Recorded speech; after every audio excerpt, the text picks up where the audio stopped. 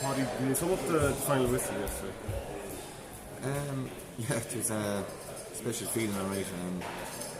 I suppose it wasn't personally myself. When Lee Connors got 2 points when he came on, it was kind of really, it kind of sunk in that we're going to win the game, and I suppose you're so trained to play to the final whistle in 76 or 77 minutes, as they say. But when he got 2 points, he said it was lovely. We have it now, and it's a great feeling, and all Ireland's so hard won by, and we know that more than anyone, so we're absolutely thrilled. Yeah, when you think of the heartbreak over the year, the couple of losses you've had in all Ireland finals, does it make it sweeter? Yeah, it does, but it's very easy to say it now because you've won a few, but the losses actually might give you a great experience as well. I know it's easy to say that, but we'd rather win every one of them. But fortunately for us, we had an opportunity to win a couple as well. So it's absolutely great. I'm delighted for everyone, the supporters, everyone, because it's been a good decade in ways for Tipperary. We've won a few All-Irelands, we've won plenty of Munster finals, and it's happened to be stiff that, so we're absolutely delighted, and hopefully it's a good home for the next couple of years now. How tough was that game? Obviously Richie Hogan red card changed the complexion of the game to some degree, but it was very much backs to the wall for the first 20 minutes. Kilkenny were playing very well. Yeah, they really put the rain came down top of us then as well. I mean, it made it even harder for us, but Kilkenny drove at us for the first 20 minutes. They were coming out with power, and that was from their own half-back line there.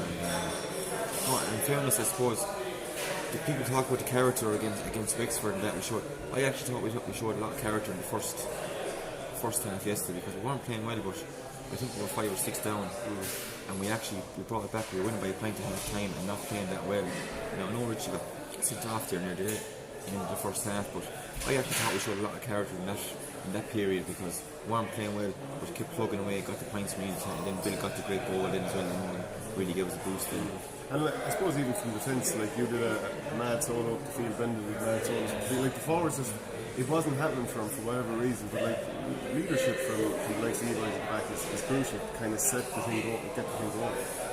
Yeah, I suppose everyone has to do their bit at the end of the day, and at that time we weren't really, as I said, we weren't performing to our best at the time, and we kind of nailed that at half time as well. We said, look, this is not going the way we wanted it to go, even though we were playing up. We weren't hitting the pillars we usually hit all year, and I still think we weren't playing that well. I think we had over 50 tackles, which would be our aim at half time. We still had it over half time, so that wasn't all the be all and end all, but we really had to put to the floor in the second half, and we done that, and I think they showed in the result there. Do you think it was a red card? Did you get a good view of it? It was actually, it happened behind me there.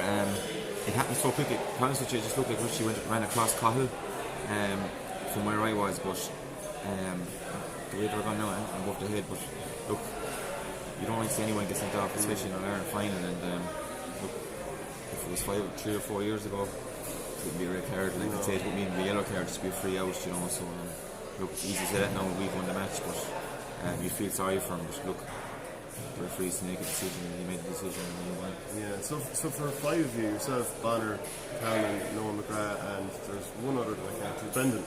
Yeah. My own club. Yeah, my own club. 3 All-Irelands, you've been together for so long. I mean, it's a special group, because you'd all know each other since you were under 14 or 16. Yeah, and I suppose I've been playing with Brendan. I've played with Brendan and the likes of Bonner and Noel, probably even more than I played some of my club mates, we're playing together in the Tipperary since we're 15, 14, 15, and we've been through everything, we've been through the highs and the lows, and I suppose it's great, I think we kind of give Owen Kelly and Larry and the boys a bit of a lift in 09 and 10, and that kind of helped them for years, and I think they know that if they came in here for the last year or two with us, they've given us a great lift. I suppose everything knit together, then I think we have to get what we really wanted, and it's great, we're in the 20 All-Ireland final next Saturday night as well, so it's looking good for 10 million, but we've been here in 2010, it doesn't run as smoothly the following year, so, and I think Liam hit the nail on the head after the game yesterday. He said, look, it's great, we'll enjoy the week or two, but it's all guns blazing again for next year when we get the opportunity. And I suppose a lot of people rightly talk about Bonner and his influence and how tough it was with him, but a couple of your own club mates did their crucials as well, Billy McCarthy and Mike Cann.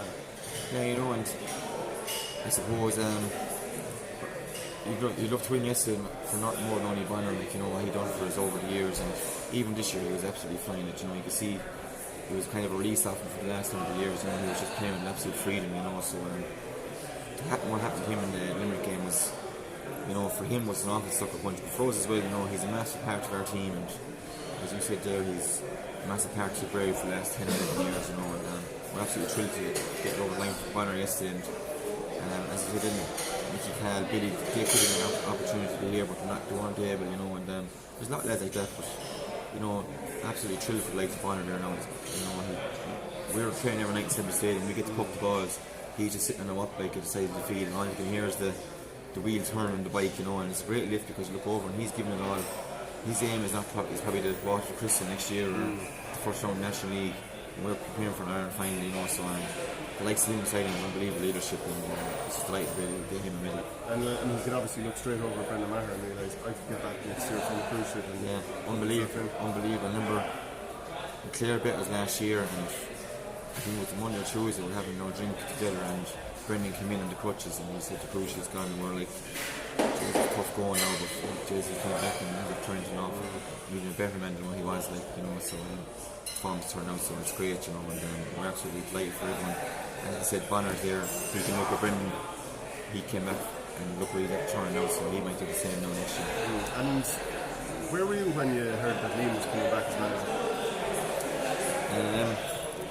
I got a phone call on a Thursday night, I think. I remember Rowan was sitting down inside in the sitting room, and I just got a phone call saying Liam is coming back, and I was walking in and I said, why are you smiling at? And I said, Liam is coming in, and that's all we had to say, like, you know, looked at each other and said, this is lovely, you know, we know we're going to get the platform, everything performs up towards the end of the day, you know, and he couldn't believe the platform is there for us. Backroom team is unbelievable, you know, and we were lucky enough to have the course over the years, but we're after getting even better ones now at the moment, you know, that's the good thing about Liam, you know, he's an unbelievable manager, he gets the right people around him, you know, and from the nutritionist Gary right up to Brian doing the kit or John Sheehan doing the kit, and it's unbelievable. And did you expect Eamon O'Shea to come back? Was that shocking? Well, it's great, like, we trained very hard November, December and January, and that's when things might get a bit flat, you know, and play one or two league games and whatever happens. But next thing you get Colin Justin and say, lads, Eamon's going to be in Tuesday night, and that's just another, it just brings two levels again, you know, and the man's unbelievable, like, you know, and to do what he's done and came in as a coach, went away, came back as a manager, went away and came back as a coach again. All he's doing is carrying a bottle of water around the field, telling us what to do, giving us instruction. And, you know, sometimes the water comes in, there's nothing in the bottle of water, but, you know, he's an unbelievable man and absolutely thrilled for Tommy as well. He had a tough time there in 2011 and 12, especially 12, the result we had finishing up against Kilkenny, and to come back then again and get the result we just, so he's absolutely delighted. And the fact that, like, that Munster final happened and it went so badly that particular day, to come back, I don't think too many people expected you to win All Ireland after. Yeah, you know, and times which is tough looking into it, like, but you kind of take it step by step. Like, we knew Limerick were better than the Munster final, no doubt about that. Like, we knew we were very flat, like, you know, so we knew we played Laois, that was going to be an off game for us either way, no matter what happened. And the Wexford game tells its own story, but it's all about just getting there, getting the next step up, and All Irelands aren't easy to win. We know that more than anyone, but absolutely delighted to do it. You know. And then just the final question then, was that Wexford game the making of the team? Even the likes of Barry Heffernan coming in, Seamus Kennedy coming back in, and both of those lads have been huge for example. Unbelievable, like, and in fairness, I think Liam and the boys and Darren, Tommy and Eamon showed more than anyone. We picked our team based on it. It's kind of horses for horses, you know. It's not the best 15 players to play every day. It's whoever we're playing, different players come in, have to do different jobs. You know, you've seen that with Alan Flynn has come in, done jobs over the last few games. Barry Heffernan came in, done John Collins, blowing menace. You know, different players, you pick the different jobs. Sean O'Brien has come in now with the team as well. Unbelievable. Lads coming out there, fill their roles and just get on with it. And I think that's a big change in our game compared to other years. And lads are willing to come in and do the job, and if they don't get their place, then they know their job to do, and that's it. But you know, unbelievable. And Seamus Kenny there, serious Manchester. Barry Heffernan is unbelievable. Coming out with balls the way he's at for the last 15 years. You know, but the panel of players, 40 players in the panel. Like we're laughing at this. There's barely anyone to tug out inside the dressing room inside the stadium these nights because there's so many lads tugging out in there, but it's unbelievable, you know. And I suppose one more thing to say to the boys, when we're preparing for every match on a Sunday, there's 14 lads trained down to Morris Park every Saturday morning who are not involved on a Sunday, and that just gives you an awful lift, and I suppose it makes you privileged to get the jersey, you know. Congrats, Paudie. Enjoy it. Thank you. Cheers, lad.